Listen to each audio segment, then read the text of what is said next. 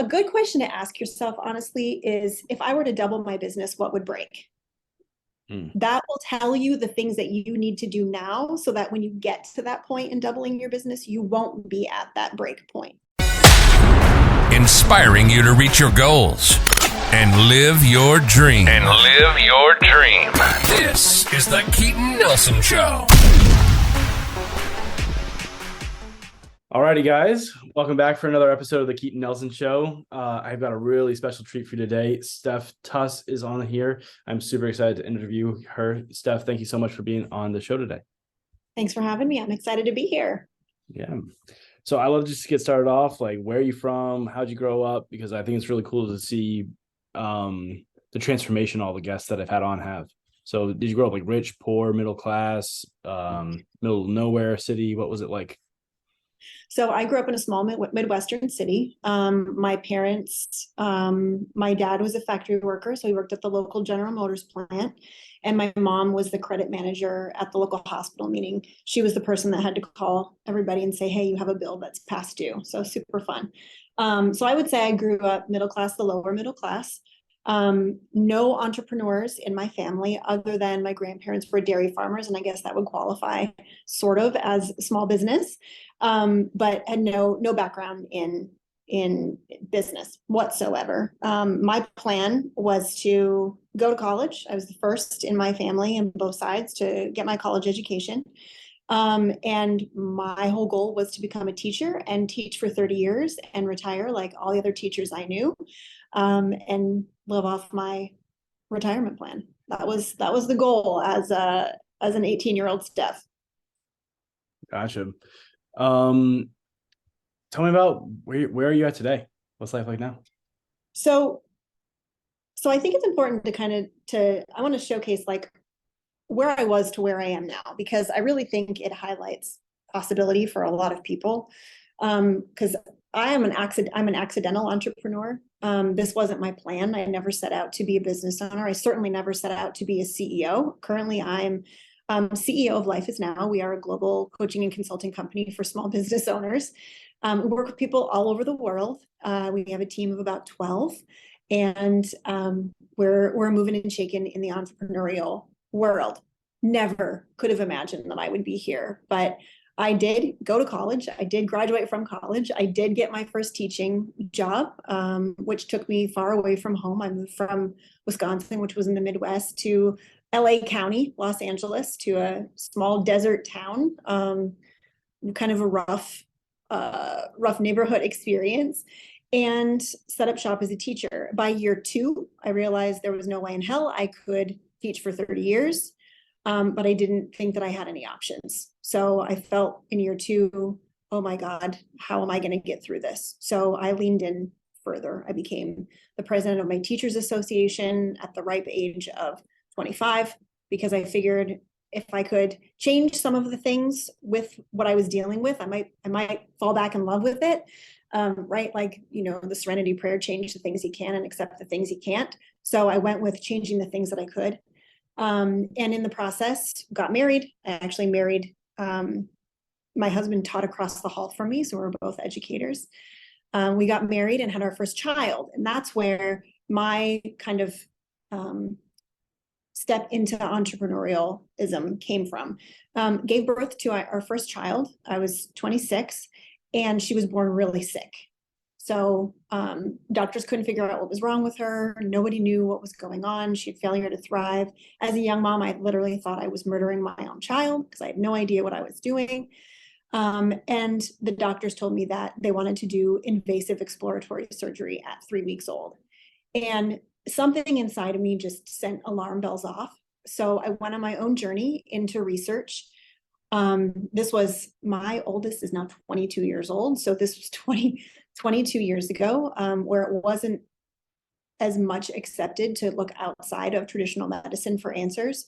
And I contacted Chinese herbalists and acupuncturists and all the people on the quote unquote fringe at that time looking for alternative therapies and help.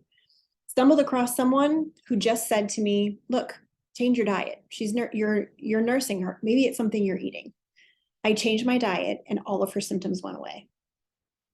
And for me at the time, I was teaching fifth grade social studies, math and science. And I thought, this is insane. Other people could be experiencing this same thing and not know about it. So I wanted to teach this instead of teaching kids math, science, and social studies. So I went back to school, got my master's degree while I was teaching full time, got my master's degree in holistic nutrition, and then made the jump from teaching to my own practice without knowing anything about business.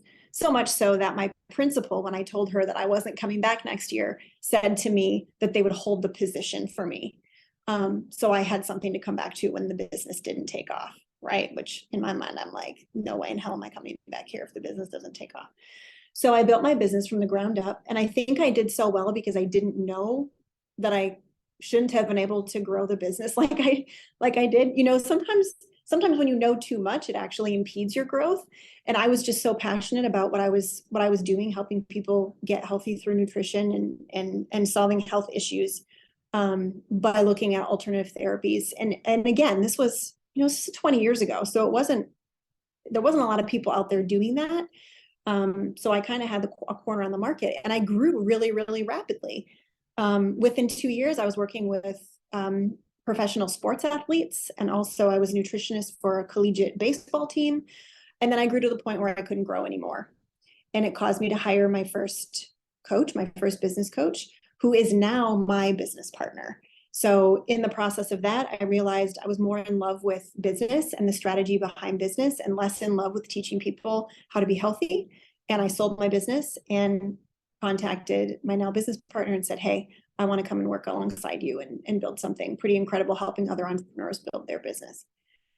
And that was 15 years ago, and I've been CEO for 6. So I just learned by doing the whole way. So anyone listening to this, if you're thinking about starting a business, you don't have to have a background. You just need to say yes and continue to learn the things necessary for you to be successful. So that's my kind of origin story, how I showed up in the role that I'm at right now. And like I said, you would have asked me this, 15 years ago, if I could see where I would be in 15 years, there's no way in hell I would have been able to predict that I'm where I am right now.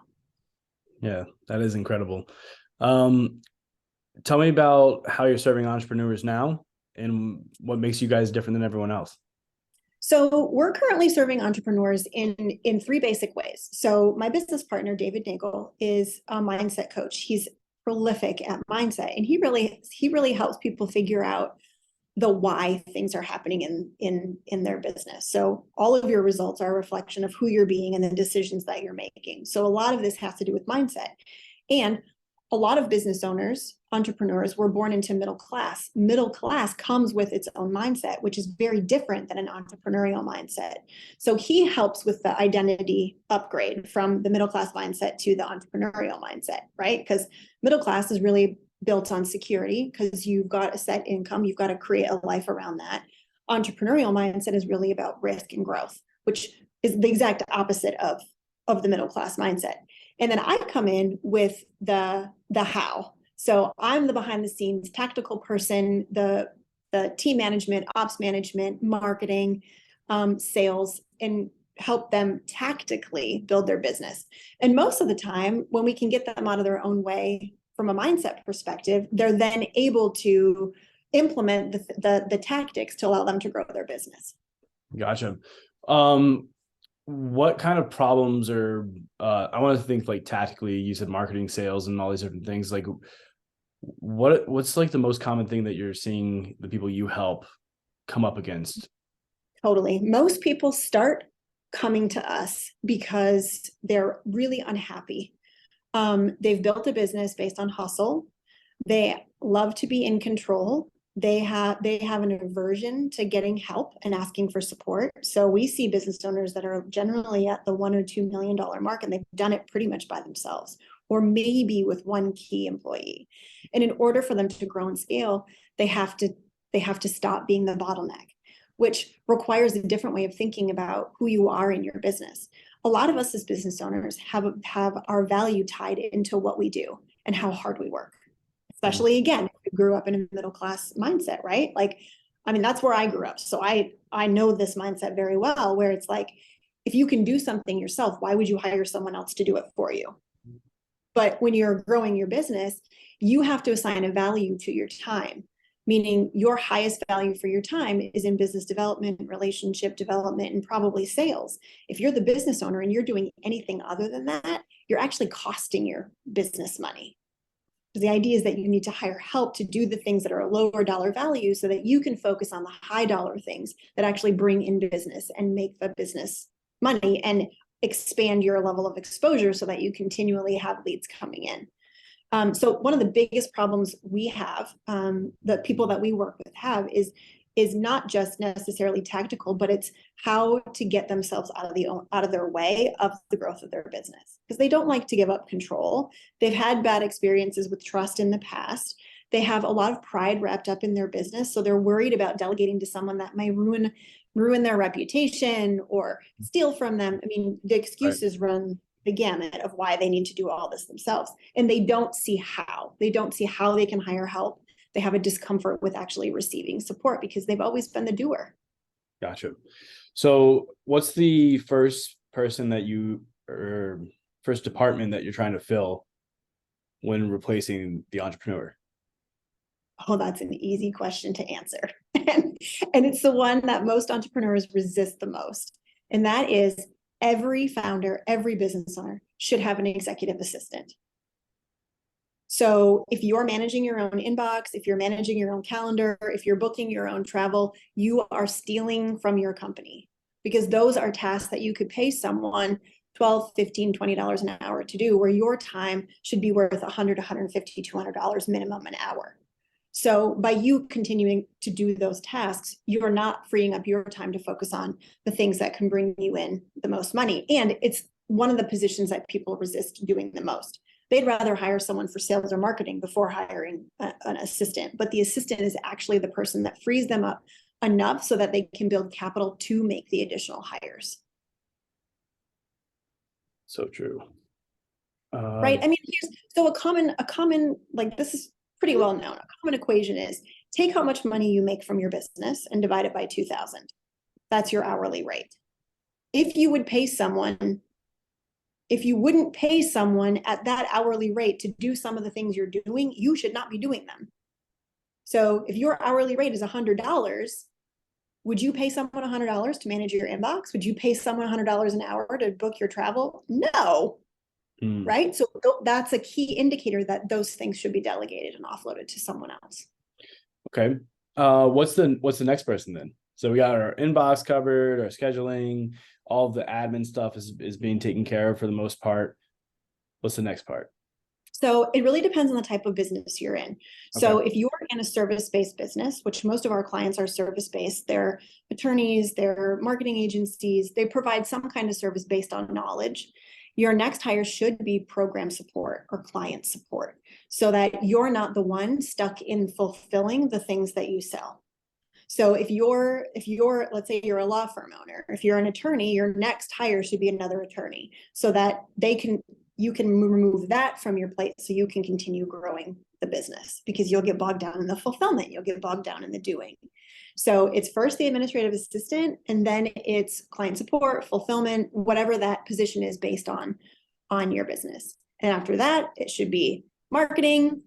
And after that, it should be sales. And after that, it should be operations. So like, it's like you're taking, if you look at this and you assign a dollar sign to each of those roles, assistant's the cheapest, the product fulfillment completely opens up your time and also brings in money, because if you're an attorney, you hire a second attorney, you have the ability to bring in more income. Then you go to marketing, which is high value, taking that off your plate. Now you've got someone marketing and creating the flywheel for your business. You're still doing sales because that's really important. Then you delegate sales, and then you delegate the actual operations. So each step you're taking something else off your plate in the order of the value that it is to the organization. Steph coming on the podcast, laying down the blueprint for you guys. This is awesome. Love it. So now the question that comes to mind for me is, and probably for all the listeners, is if they own a business, how do I know I'm ready for each of those hires? So as soon as you're thinking that you might need to hire, you're already past the time when you should have hired. If you ask, and the survey's been done, I can't quote the study. I wish I had it in front of me because I like to quote studies that I'll just paraphrase it. We'll take you. Yeah, the paraphrase is that they surveyed 800 of the top companies about when the best time to hire is, and 98% of them said before you need to. It's better to hire early than it is to hire late. And there's a number of reasons for that. A lot of reasons for that. Let's say you're building your business and it's just you're doing all the things in your business, and you start to feel overwhelmed, which is usually the first sign, right? What happens when you start to feel overwhelmed is that you begin to repel additional sales, additional clients, because you don't want to anymore. You're tired and you become resentful of the people that you're selling in. You still need money, but you're like, I don't like this feeling. I don't like being overwhelmed. It's taking time from my family. I feel guilty because I'm not spending time with my family. Or if I am, I'm like on the side checking my email on my phone when I should be spending quality time with my kids. And you actually stop your business. You throttle it, right? You're like, time out. Like, I don't like this feeling. So before you get to that feeling is when you should hire your assistant, because when you're already overwhelmed, the thought of hiring an assistant, all you see is more time added to your calendar to train the person and hire the person and put the ad out. You want to do it before you get to that overwhelm point so that you can be really clear as to who you want, and you're not just looking for someone to relieve the pressure. Because if you're just looking for someone to relieve the pressure, you'll hire anyone with a heartbeat and they will be the wrong person for your business. Yeah. Oh, so true. Right? So I know from experience. A good question to ask yourself, honestly, is if I were to double my business, what would break? That will tell you the things that you need to do now so that when you get to that point in doubling your business, you won't be at that break point. Yeah, absolutely. That's great. Is there any revenue marks that you have in mind? Like very loosely, of course. No, I mean, look, even if you're only making $30,000 a year and you're selling like something low dollar, it's in your best interest to hire a $6 an hour virtual assistant offshore and take some of those things off your plate so you can continue to build. There is a diminishing point of return to your time, right? Even if you're only making $30,000 a year, you really shouldn't be doing the load. And you can find great virtual assistants for $6 out. Like there's no excuse not to have some kind of an assistant take that stuff off your plate before you make your first hire. Very cool. Do you see, let's take like a marketing agency, for example. You see any struggles or big bottlenecks that keep them from getting from mid six figures a year to 7 figures a year? 100%. Yeah. So 2 barriers. One is a big mindset barrier. So there needs What's to be the limiting belief? So it's really about who they're being, right? So if they're at 6 figures, they're probably maxed out doing everything themselves, what they can do. Maybe they've allowed an assistant, maybe they've got a graphic designer or something that they can outsource to, someone they found on Thumbtack or Fiverr or something, right? So they've got a little bit of additional help, but their value is tied up into them doing the work themselves. And they're also working with clients and promising clients specific results. So it'd be very uncomfortable for them to sell the program and then offload it to someone else to fulfill it. So there's a real mindset issue about letting go of control in that instance and trusting someone else to do as good of a job as you taking care of your clients. So it's really a big control issue at that point. And that control issue pops up everywhere at every level of business, because for you to grow your business, you constantly have to be letting go of things. And it's very uncomfortable. This is awesome. Very cool. I'm going through a lot of this stuff right now, personally. I had no problem hiring a team, but what I did was I hired, I thought I could do the Ray Kroc model and hire inexpensive work and divide up the tasks with systems operations, but you cannot do that with high level marketing. No, it's impossible. So now I'm literally in the process of hiring someone. I might have to wait to send this to my team. But anyways, I'm hiring someone and with a much larger salary, but I'm literally looking for someone who's going to be better than me. That's what you want to do. That's exactly what Like, you want to do. You don't want to be the smartest person in the room. And here's the truth, like, honestly, you hire one A player and they will do the work of two B players or three C players. yeah, So amen. you'll pay more for that A player, but in the end, it saves you a ton of money and Yeah. a lot of energy and headache. Yeah. Seriously. I can't tell you how much I wish I did this sooner. You know what the issue was is that I hired someone actually before I needed them, which was a great decision in the beginning, but I hired someone and then I taught them everything along the way. And then they were really prepared and really pretty well suited for the most part. There were some holes here and there. They certainly weren't better than me because they learned everything from me. And then they left 3 years later. And then I'm like, oh my God, what do I do here? And I tried to keep with the team that I had. And I'm like, this is not going to work. I lost half my business in like 4 months. It was like, whoa, what happened here? Okay, let me see. The quality of the work is what happened here. But I'm super excited because I know when I find this person, I'm going to go so hard on marketing, so hard on sales, and to continue to just team develop and hire more people like them to be able to scale the company. And like you said, then hire someone to do my marketing, then hire someone to do the sales. It's brilliant. It's brilliant, brilliant, brilliant. And it's things I wish I knew 3 years ago because it would have saved me and I would have scaled so much faster. It's insane. So much faster. If you just follow that, like it's a gradual letting go of each of these roles and handing them off in the right order that allows you to grow, that allows your business to grow. Yep. 100%. Yeah. And I wish I did it. And I've been interviewing people and I'm like, wow, this is perfect. Like they're gonna crush it. I just know it. I've got this like rubric. I'm scaling them all out, and yeah, it's so cool, and it's exciting, and it's cool that there's people like you that can save someone 3 years of headache and stress. Yeah, that's what we hope. That's honestly what we hope. Like leverage our mistakes, the mistakes that we made, so that you don't have to make those same mistakes. Like everything that we teach are things that I've learned myself because I was never trained on how to be a CEO. I was never trained on how to run a business. This has all been over the course of, the last 15 years where I've learned by trial and error, and also learning and leveraging from everyone else's experience as well. It 100% works. Like it's a natural progression as long as you don't let your own resistance get in the way. Yeah. I really don't have much of a problem letting go. Like as far as like of the control and everything, I have a problem when I look back and there's like clients are upset and there's mistakes and errors and stuff like that. When it's clear that someone's not doing the job well or putting the care into it.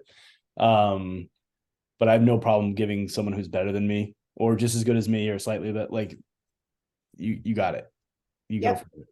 You can be smart. You can come up with product offerings, services and stuff. I don't care. Whatever's going to get the results for the clients, That's what you want. Yep. Yeah. Very, very cool. Steph, so I'm sorry. I think I've cut you off of the answer to the question. So it was number one, mindset keeps marketing agencies from 6 to 7 figures a year. What's the second part? Honestly, this is my opinion and what I've witnessed both in our own business and in the business owners that we've worked with. It's lack of vision. So if you don't have, when you're going to 7 figures or 8 figures, you're really pushing yourself. I mean, you really look, there's no faster path to personal growth than being a business owner because you're constantly bumping up against your own stuff every single day. Right. Yes. So it really, if you lack vision for where you go, then your team lacks focus for what's important. So we start all of our business owners with a very clear vision activity. And basically it's based on Cameron Herold's book, Vivid Vision, which is a great resource for anyone. And the premise of it is that as a business owner, you really need to have a 3D world of what you want your business to look like in 3 years. And 3 years is important. 5 years is too much. 1 year is too little. 3 years. And what you need to do is pretend you're getting into a time machine and you're setting the date for April 20, whatever today is. I don't even know what today is. 2026, because it's 2023 right now. That's mental math right there. So you step into the time machine, you step out, and you're in your business 3 years as if it's happening today. And you go through each of the areas of your business and you write down what you see, what you feel, what you experience. So what's the culture? What's the vibe? What's the environment? What's happening with sales? What's happening with marketing? What's happening with client support? What are clients saying about you? How are you making money? What's your curriculum? What are you designing? And you get this like incredible 3D vision that you didn't even know that you had, but was there the whole time. And then you put that into words. So you put that into inspirational words and you share that with your team. Now, why is this important? Because A, players need to want to work for something. They're not there to get a paycheck and to check things off a list. They want to be a part of something. They want to grow something. They want to see that what they do matters.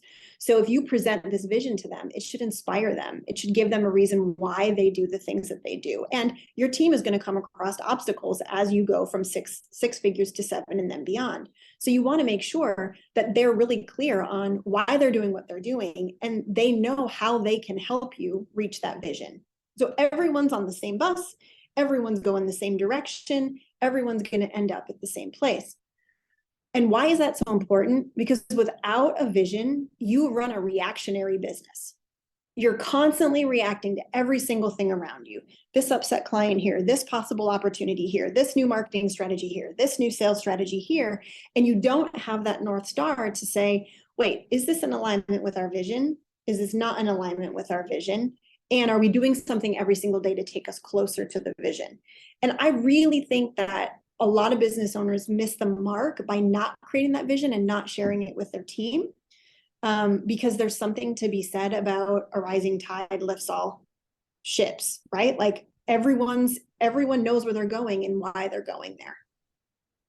All right, everyone, just stop, pause, and rewind and rewatch and take notes. Like, so good. I'm so happy that you're on the show. This unexpected guest too. This is amazing. Seriously, like you guys should stop and take notes. It's spot on. Very, very cool. Very, very cool. And you can tell like when people don't know what they're talking about, it's very clear you know what you're talking about. Or like it's for people who know what they're talking about, they can tell when people don't know. You know what I mean?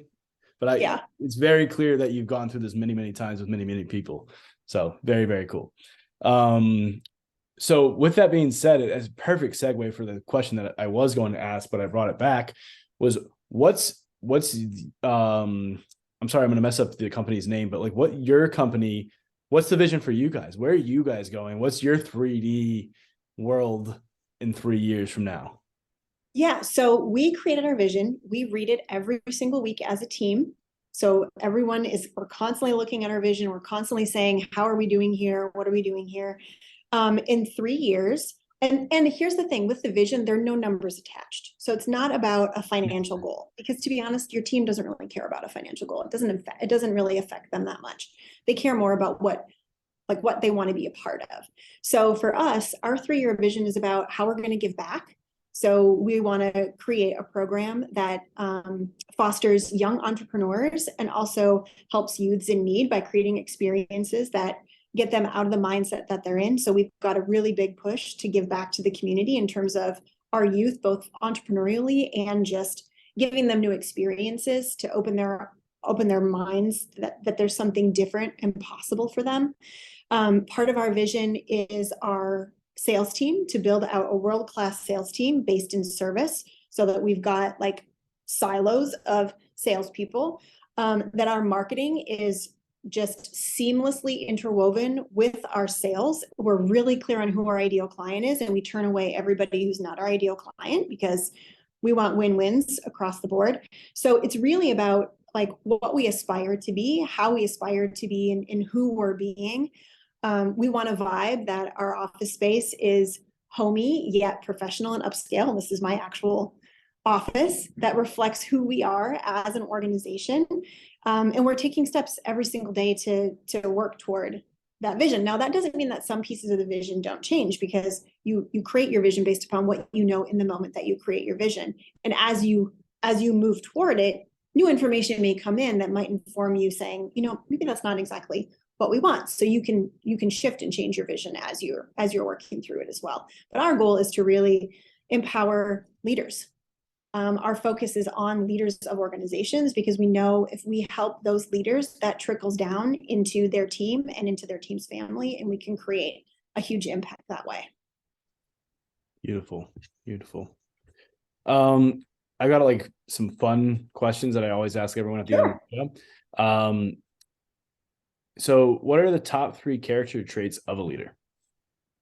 Top 3 character traits. Yes. So I believe a leader needs to be vulnerable first and foremost. So if you want to build psychological safety with your team, you've got to show that you're willing to be vulnerable with them. If you're not vulnerable, your team will never be innovative, because if you're not vulnerable and highlight your own mistakes, they'll be afraid to make mistakes. So vulnerability is key. Okay, so that's what you mean by vulnerable. I'm not gonna go run and sit and cry in front of them because I'm stressed out. I'm gonna be No. Vulnerability is like, hey guys, I'm struggling with something. I need your help. Or, wow, I made this mistake. Here's the mistake I made. Here's why I made it. Here's what's going to happen to make sure I don't make that mistake again. So allowing yourself to sunshine the mistakes that you make gives your team permission to make mistakes as well, which means they're not terrified of making decisions, right? How many people listening to this podcast suffer from decision fatigue? Every team member comes to them to make every decision, right? And at the end of the day, you're like, I cannot believe I have to answer this question for the 50th time. It's because you haven't developed psychological safety within your team. They're terrified to make the wrong decision. So if you can show that it's okay to make mistakes, you'll notice that they'll be more willing to make mistakes, and they won't make that big of mistakes. The second thing is you've got to be empowering. So vulnerable and empowering. Now, what does empowering look like? It means that when someone comes to you with a problem, instead of you feeling like you have to solve everything, you say to them, what do you suggest? What do you think is in the best interest of the company? Yep. Rather than the compulsive knee-jerk reaction to solve the problem for them. So that's how you build self-esteem in your team, by letting them know that you trust them to come up with a solution, that you don't have to be the smartest person in the room to come up with the solution, right? Because then you get the decision fatigue. And I think the third trait is that you've got to really value growth. So your company can't outgrow you.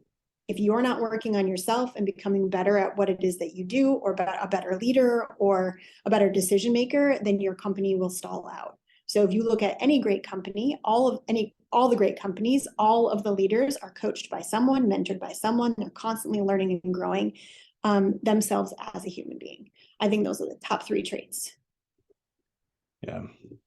Yeah. Grab a notebook. If you're driving, stop this and go home and write some stuff down. This is great. What's something that scares the crap out of you in a good way? Something that scares the crap out of me in a good way.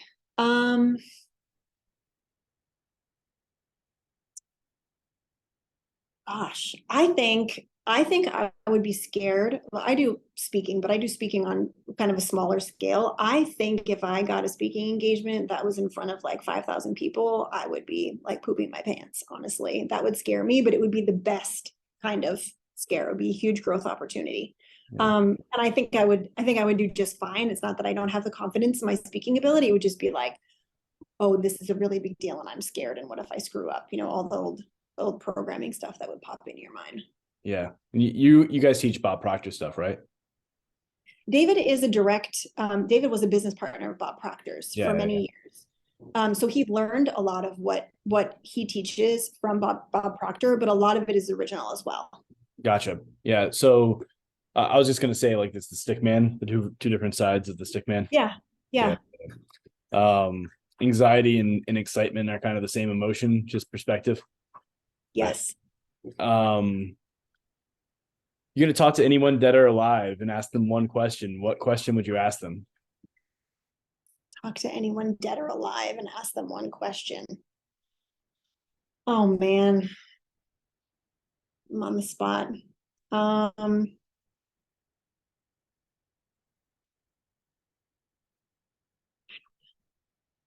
anyone dead or alive.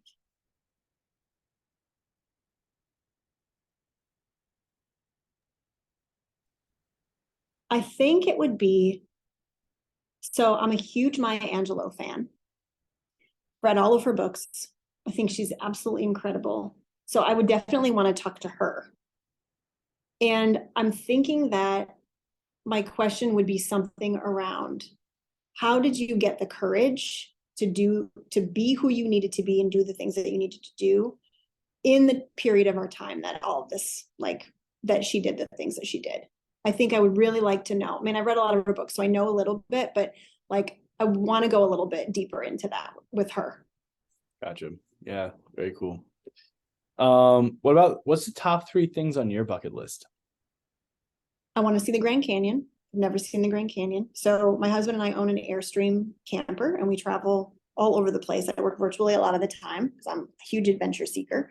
So I want to see the Grand Canyon. All of these are around travel, by the way. I want to see the Grand Canyon. I want to rent a sailboat and sail with the captain in the British Virgin Islands.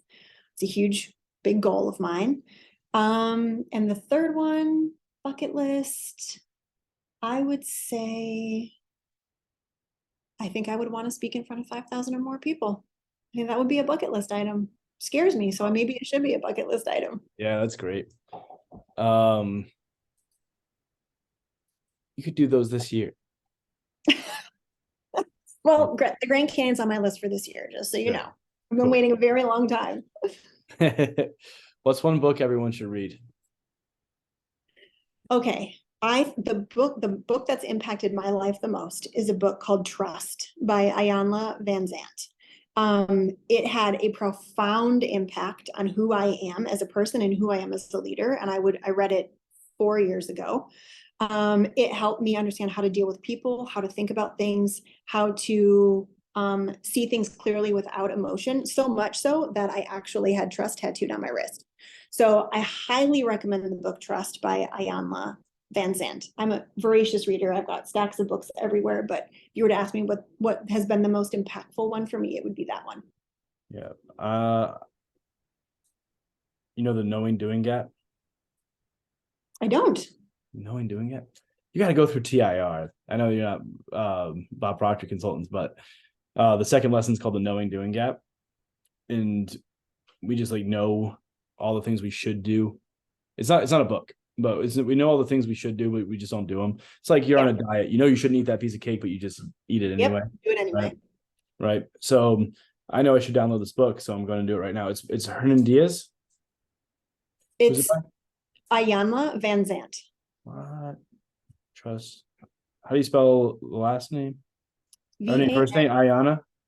Iyanla, Iyanla.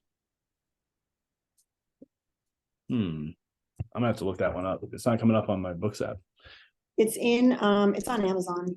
Okay. I'm gonna do it. Well, that's what I mean. The Knowing Doing Gap. I know I should do it, so I'm just gonna do it like literally right now on the podcast. Because it sounds so good. It's incredible. Let me see. I'll ask you a question while I'm doing it. Ooh, now this is a big question. Actually, before I go there, where can everyone go follow you, reach out to you? Because I'm sure people are going to want to after this episode. What's the best way to reach out to you and follow you and get little nuggets like this here and there? So 2 ways. If you want to connect with me personally, you can connect with me on Instagram. My Instagram account is @StephTuss. That's with a PH, and I am the one that answers all my own DMs, but not like there's nobody doing that for me. You can also go to our website, which is lifeisnowinc.com, for more information about how we help business owners and entrepreneurs. And I am a co-host to a pretty successful podcast called the Successful Mind Podcast. So you can look us up on Apple, iTunes, Spotify, I don't know, all the platforms, the successfulmindpodcast.com. And we do weekly podcast drops all on these topics. Awesome. Very, very cool. I just bought it. Boom, $11. I don't know if you'll see. Nice. Yeah, not too bad. There you go. Easy peasy. Very, very cool. Okay. This is you thought I stumped you on other questions. This one's gonna be tougher. All right, I'm ready. You got to go back in time. You got to talk to yourself at any age, right? What age are you going back to? Number one. But when you go back there, you can only tell yourself 3 sentences. What age are you going back to, and what are the 3 sentences? I'm going back to age 8. So I'm picking age 8 because when I was 8, I was spending a summer on my grandparents' farm, and I was kind of a bossy child. Like I showed in my opinion, I showed leadership skills early. They were misdirected, but they were there. And I was bossy. And there was a moment where my grandmother, who I loved very much, I grew up in a very tumultuous childhood. When I spent summers with my grandmother, I felt very safe and I respected her a lot. And I was bossing my brother around, and she looked at me and she said, "Stop being bossy the cow, Steffi. Nobody likes a bossy girl." And it's like just engraved in my head, because first of all, Bossy the cow, they were dairy farmers. There's always a boss cow in the field telling all the cows what to do. So she wasn't commenting on my weight. She was saying, don't be that bossy cow. But it shut me down. Like I stopped taking charge. I stopped being that bossy child because I didn't want to not be liked. So the 3 things that I would tell myself is, you're not bossy. You have leadership skills. Focus on redirecting the bossiness into helping others. And I know that's a pretty advanced message for an 8-year-old, but I would go back and tell her that it wasn't a bad thing to be bossy. You just need to do it in the right way. You had one more sentence. I Or do. that's the last one. You have to be, it's not a bad thing to be bossy. You just have to do it in the right way. Yes, it's not a bad Okay, thing to be love it. bossy. You need to do it in the right good. way. Yeah, that's really, really awesome. I got a 6-year-old daughter, and she has a 2-year-old brother, and she definitely exemplifies leadership skills. And yeah, I might use those 3 sentences. That's really, really awesome. Love that. I just want to thank you. This was a great episode. My pleasure. It's been so much fun. Yeah, I was like, I'm not gonna do it. I'm gonna be. We already rescheduled once, and then now I'm at home. I'm like, I can't reschedule it again. So I'm glad that it all worked out. We got some great pieces of advice in here. I'm gonna go back and rewatch this one myself. So thank you. Awesome. Well, if I can help in any other way, let me know. I'm happy to. Yeah, definitely. Well, you and the viewers, like, leave a rating, share this one out, post it on your social media. If this wasn't right for you for whatever reason, I don't know why it wouldn't be, unless maybe you're like not an entrepreneur or business owner. Send it to your brother, cousin, sister, mother who is. And until next time, peace.